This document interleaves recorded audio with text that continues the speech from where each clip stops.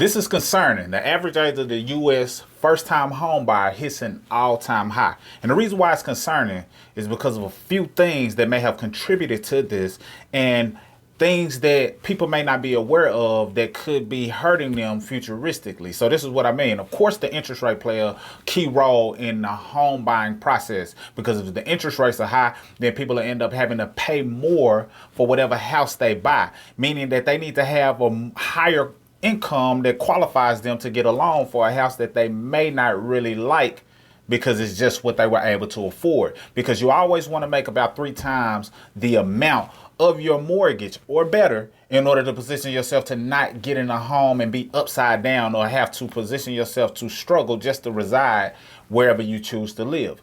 Number 2 is a lot of people are starting families a little later due to their focus being in other areas. And if you're starting families later, then that may be a key piece to why people aren't buying homes sooner. Now, what are the ages? The ages of the first-time home buyers that have reached an all-time high is the age of 38. We first bought our home in our 20s, and many people bought their homes in their 20s. And it's good to buy a home sooner, even if it's not your forever home, due to the fact that in most cases, when you buy your home sooner, you get to a place to where you have accumulated a decent amount of equity, and that equity can be tapped into and can contribute to your overall wealth as a family. And if you're starting a family or wanting to grow a family, then a home can be one of those foundational pieces that plays a part. Regardless if you plan to pass the home down to your kids who may not want it, it can be a piece that you use to your overall puzzle that can move you in the direction of getting to where you want to go financially. So people not starting families is a key piece.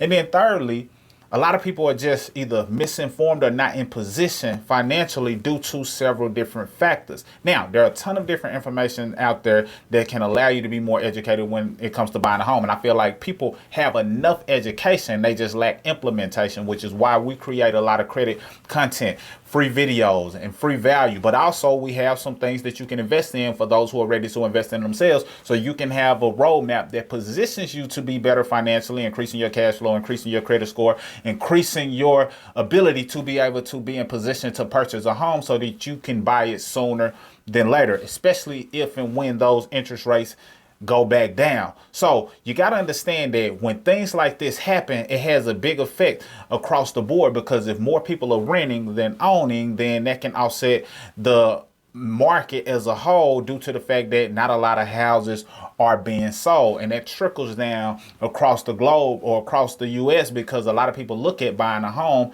as a part of the American dream. Now, I'm of the belief that it is a great thing to buy and own a home.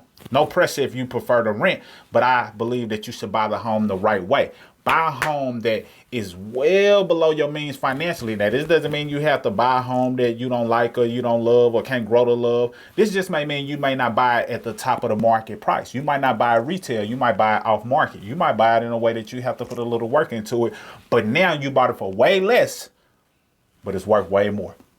And the equity increases a lot faster when you do it in that manner. You're looking at your home as an investment, not just somewhere to lay your head, not just somewhere to be your forever home. So I think that you should think from that angle. And what this does is position people to buy homes sooner, because you realize you qualify for a home sooner than you thought possible. You realize that you could have bought it younger because you had enough income to be able to afford that home. And now as that equity grows, you see your net worth is growing, and then you reach a certain age, and now you're able to really decide what you want to do with that equity, how you can leverage that equity. So many different options. If you're interested in bettering your credit, overall finances, we got some things that you can tap into. You should be able to click wherever you're at, depending on where you're watching this video. But just understand that you have to jump into implementation of the knowledge that you've attained, if any. And then once you do that, now you put yourself in a better position to buy a home and tap into the increase in equity sooner than later. Salute.